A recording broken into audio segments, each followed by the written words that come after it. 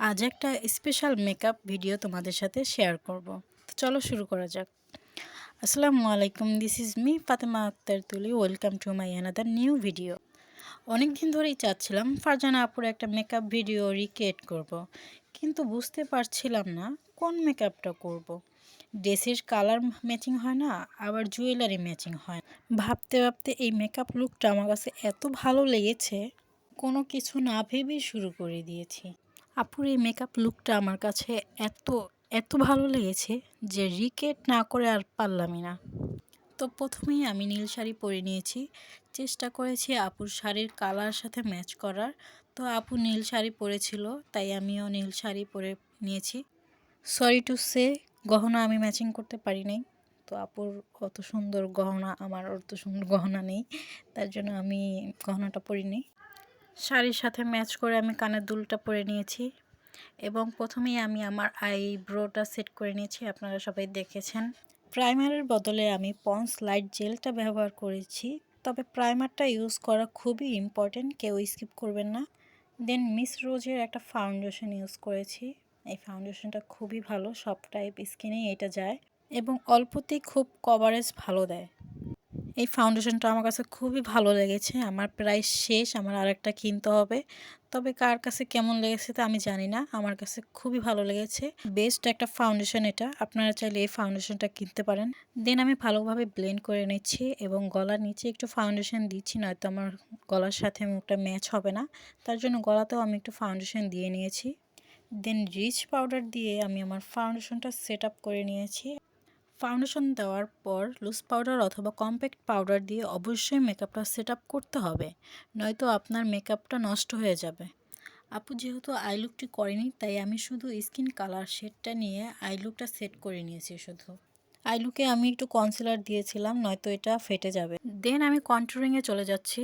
টেকনিকের একটা ব্রোঞ্জার নিয়ে নিলাম, এটার 4টা শেড, আমি সবসময় এটাই ব্যবহার করি, আপনারা দেখেছেন আগেই।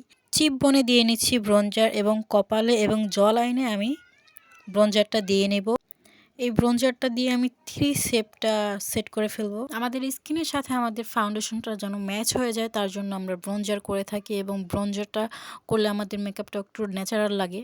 সেক্ষেত্রে আমরা ব্রোঞ্জার করে থাকি, আপনারাও ব্রোঞ্জার করে নেবেন। ভালো টেকনিকের একটা ব্রোঞ্জার আছে, তো এটা আপনারা ব্যবহার করতে পারেন। তো আমি আমার নোজটা একটু লম্বা এবং সরু দেখানোর জন্য নোজটা একটু কন্টুরিং করে নিচ্ছি এবং ভালো মতো ব্রাশের সাহায্যে ভালোভাবে ব্লেন্ড করে নিচ্ছি। দেন আমি ব্লাশে চলে গিয়েছি। একটা কথা না বললেই নয়, ফারজানা আপু কিন্তু ব্লাশ দিতে খুবই পছন্দ করে। এই ব্যাপারটা আমার কাছে খুবই ভালো লাগে। ব্লাশ পছন্দ করে না এমন আপু খুবই কম পাওয়া যায়। ব্লাশ প্রতিটা মেয়েই খুবই বেশি পছন্দ করে। তো আমার কাছে খুবই ভালো লাগে ব্লাশ অ্যাপ্লাই করতে। দেন লুজ পাউডার দিয়ে আমি শেপটা টেনে নিচ্ছি। এই হ্যাকটা আমি আপুর থেকে শিখেছি, ফারজানা আপুর কাছ থেকে।